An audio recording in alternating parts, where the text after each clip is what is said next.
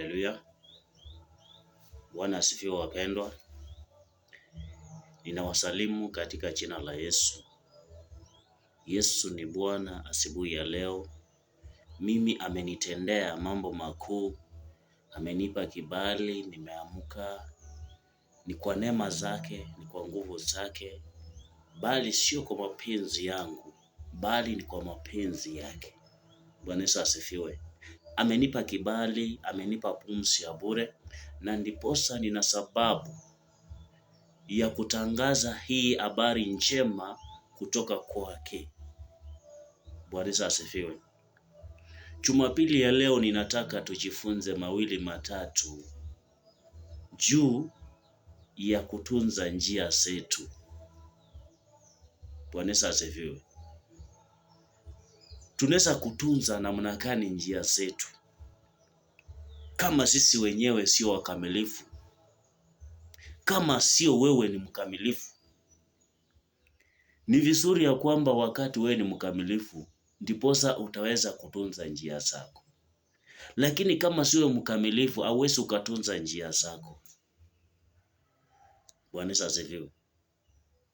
Ukisoma Wagalatia 6 mstari wake wa kwanza, Biblia inasema ya kwamba wala ambao wanayetunza njia ambao wameokoka, wanayekujiita kwamba nimeokoka, ni lazima tuwache njia zetu mbaya. Ni lazima uwache njia yako mbaya.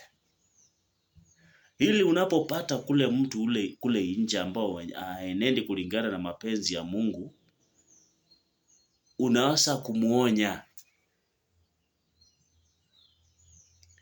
Mimi kama mtumishi wa Mungu, nikipata ya kwamba wakati umekosea, haswa sana sana mtu ambao anayejiita Mkristo, nikikuonya, sijakuchukia, haimaanishi nimekuchukia,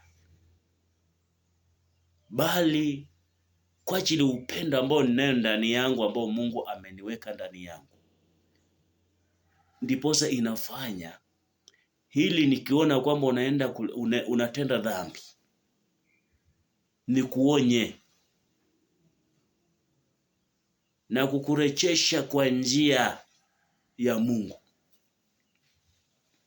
Lakini leo hii wakati ndakuonya ukiwa unatenda dhambi, utakimbia kanisani ukisema ya kwamba mimi ni mbaya.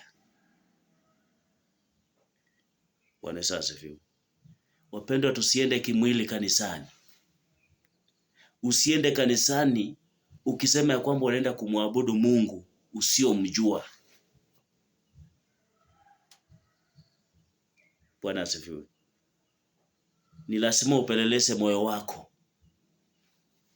Uoshe moyo wako uwe safi mbele za Mwenyezi Mungu,